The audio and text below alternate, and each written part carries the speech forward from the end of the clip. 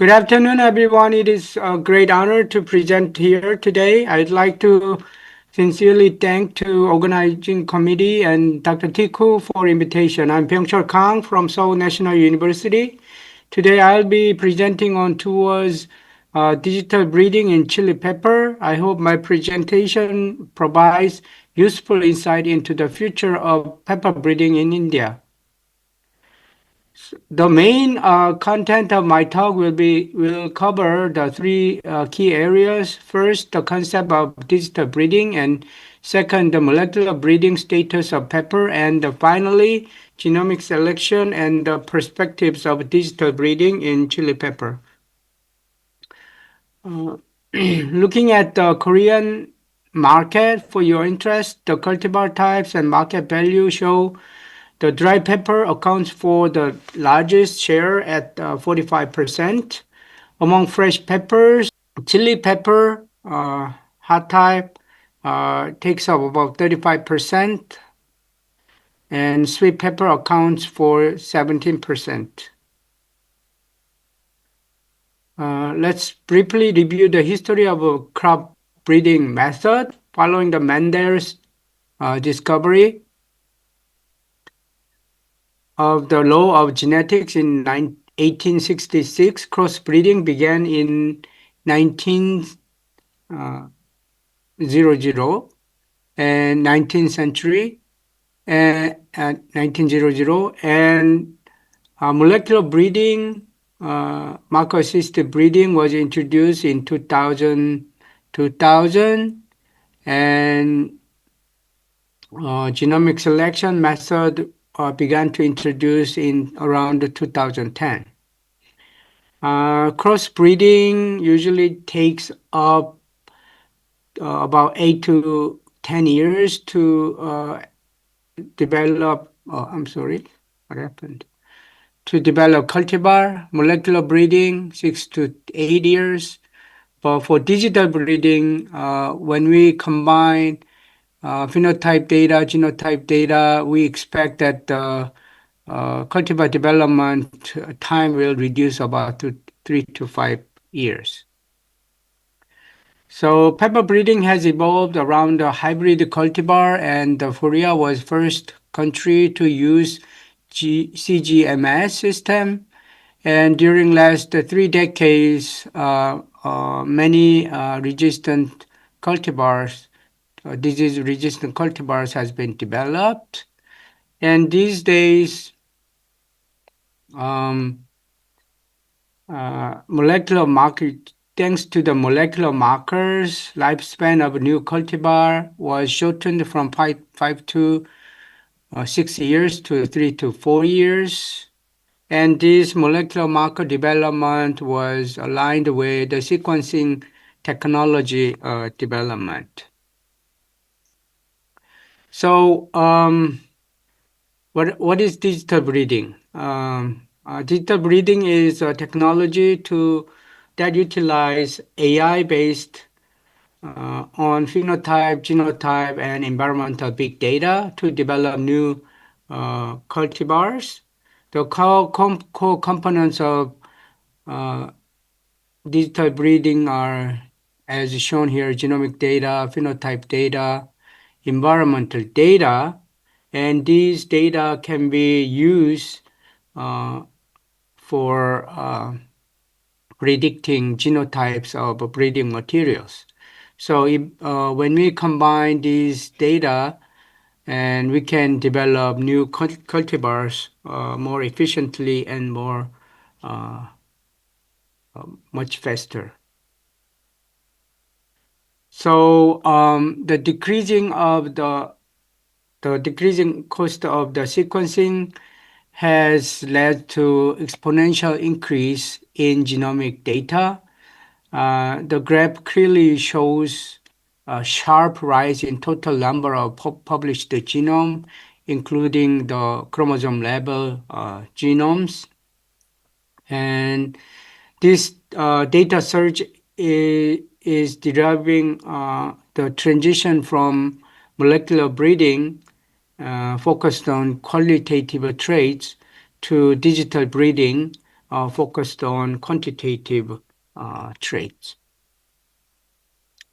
So, since the first reference genome for pepper was published in 2014 by Korean group and also published by Chinese group, molecular breeding research has developed rapidly through whole genome resequencing of cultivated and wild species. But single reference genome cannot represent the diversity within a species. So, therefore, the concept of a pangenome is become critical. The pangenome refers the entire sets of genes found in all individuals or strains within a specific species or clade. Therefore, a pangenome integrating genomic information from diverse pepper lines is essential. So our lab is currently working on constructing a graph based pangenome as you shown here using 26 annual genomes, and we are currently finished resequencing about 300 accessions of capsicum annuum genome. So why do we need to develop more genome information? High quality genomic data is essential for accuracy of digital breeding, while GBS and array data are low density and limited for internal LB based imputation. Reference-based imputation using pangenome offers rich variants and higher resolution. So high-quality imputed genomic data improves rare variant detection and enhances genomic prediction accuracy. And we are planning to build a haploid reference genome panel for pepper. So also the advancement of phenotyping tools is crucial for accelerating the breeding process. Phenotype can be categorized into cellular and biochemical and microscopic phenotype. Moreover, integration of image sensors, as shown here, RGB sensor, hyperspectral sensor, or thermal infrared sensors, revolutionized the way to research or collect data on plant growth, development, and response to stresses. These sensors can capture the detailed information about plant morphology, growth rate, leaf color, and other characteristics in real time and non-destructively.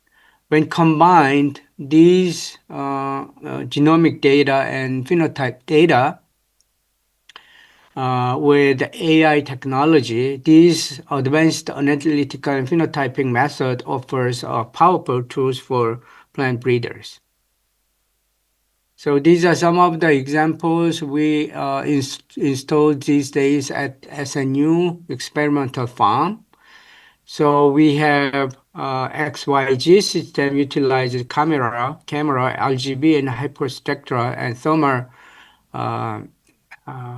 cameras mounted on moving rig to capture non-destructive and repeated images above the plant. Also, cabinet system monitors phenotypes of individual plants using cameras installed with a seated cabinet. And also we have a sensor system which can monitor the movement of water and nutrient to measure the drought tolerance and other nutrient movement. So this is one of the example measurement of a Phytophthora resistance using a thermal camera. So we used susceptible and resistant accessions, famous resistant accession CM334. And to make a long story short, as you can see here, these are susceptible responses, and the blue heat map is the resistant accessions response. As you can see, we could detect differences in the heat development by the resistant and susceptible lines. So we are making use of this information for more detailed phenotyping for disease resistance. So my laboratory has developed most of molecular markers used by pepper breeders in Korea.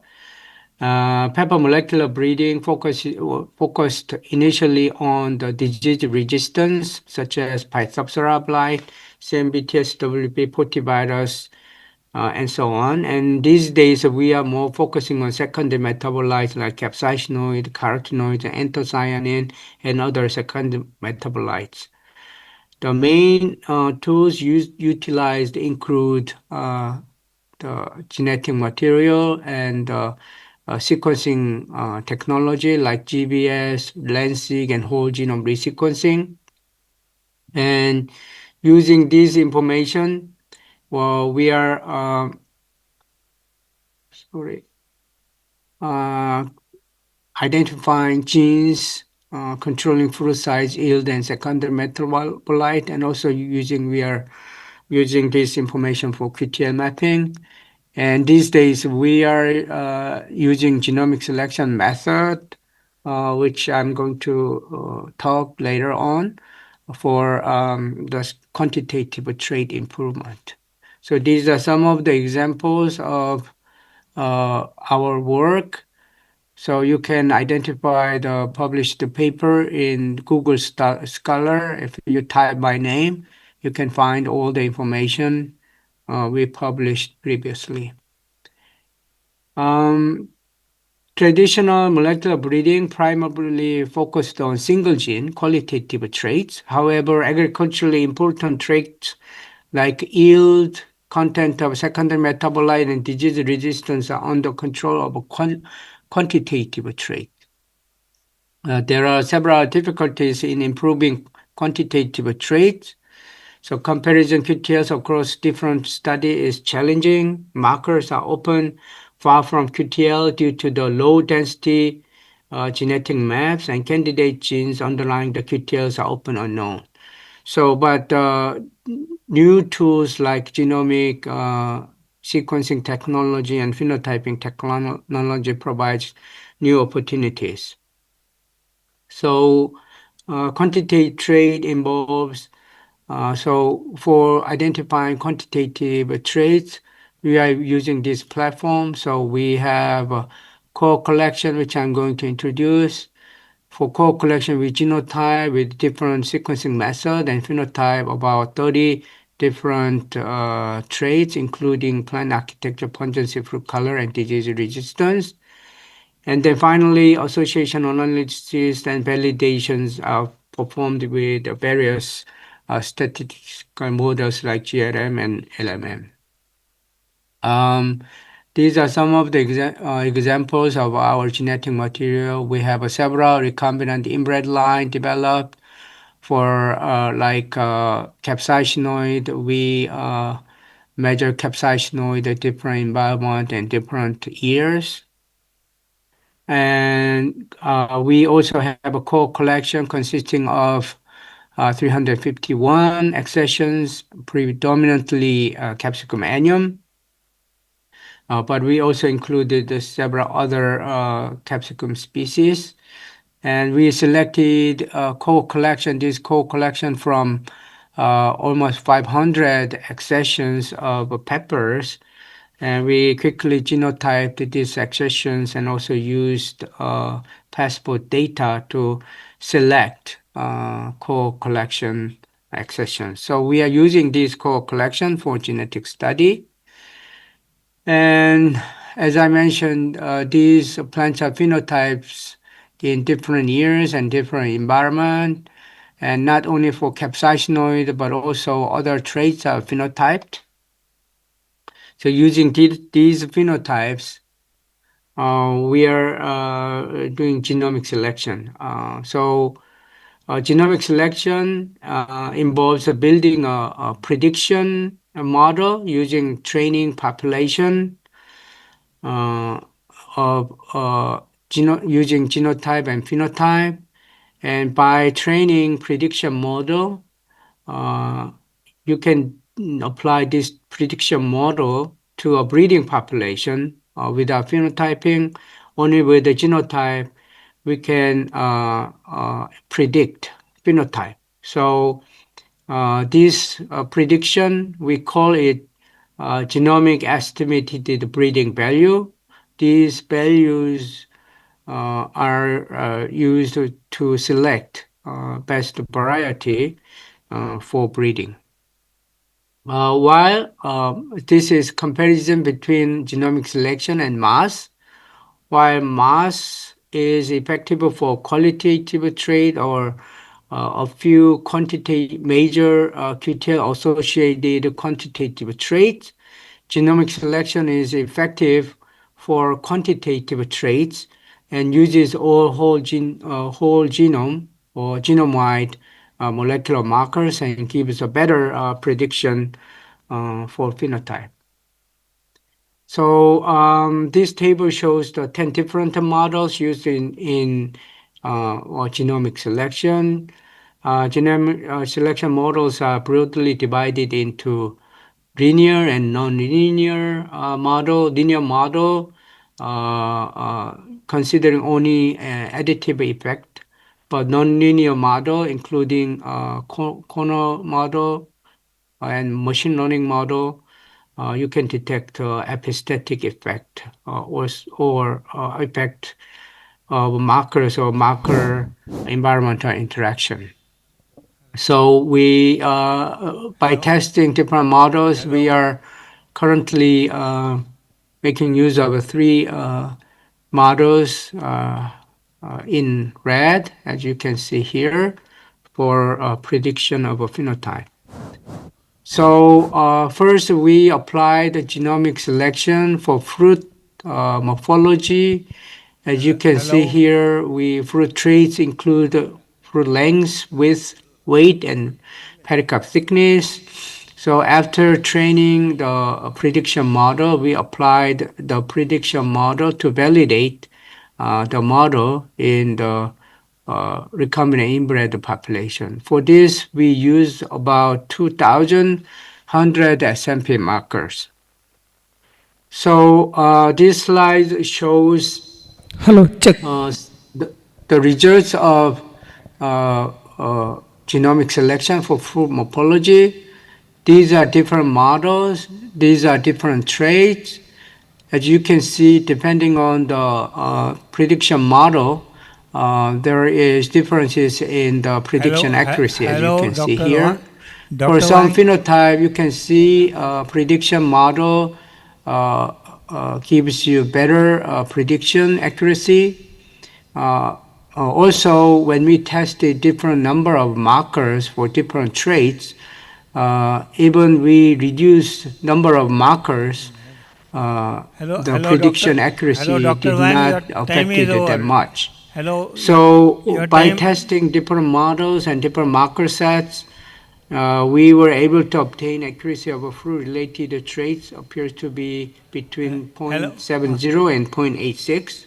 hello, Dr. Wang. Your time is up. And we wanted to test this for capsaicinoid content prediction. As you may know that Check. the Hello. capsaicinoids of a different population of Hello, Dr. Kang. capsicum Wang, your is time is over. largely Dr. controlled Kang, sir. by many environmental factors and many genes.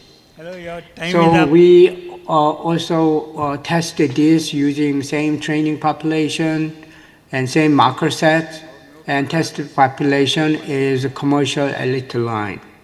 Hello, Kang. Your So when we time is up. applied genomic selection of capsaicinoid content, same as we tested the fruit-related trait, different models gives different prediction accuracy, but some prediction models commonly detected the commonly predicted the phenotype more accurately. Hel- So these are some of the results as you can see here. G blob RR and RKHS random forest model gives you 0.7% prediction accuracy. Dr. Kang, So to improve the prediction accuracy, we use different numbers of markers, and also we use the genome markers from genome-wide association study. So when we use the genome-wide marker, about 4,000 SMPs, RKES model gives you about 0.6 Dr. Wang, your time is up. prediction accuracy. But when we only use the markers from GWAS, much better accuracy. And when we combine these two marker sets, genome-wide marker and the markers from GWAS, most significant markers we used as a fixed effect, we were able to predict capsaicinoid contents much better prediction accuracy, like Hello, almost Dr. Kang, your time is up. Finally, I'd like to mention new editing technology in pepper. So we published this work in Plant Journal this year. So this is called the virus-mediated gene editing. So pepper, it is very difficult to make a transformation. So this is one of the hurdles for genome editing. But it's possible to make genome edit, the transformation. So we collaborated with a company called Toolgen, and we transformed the Cas9 gene into one of the pepper lines.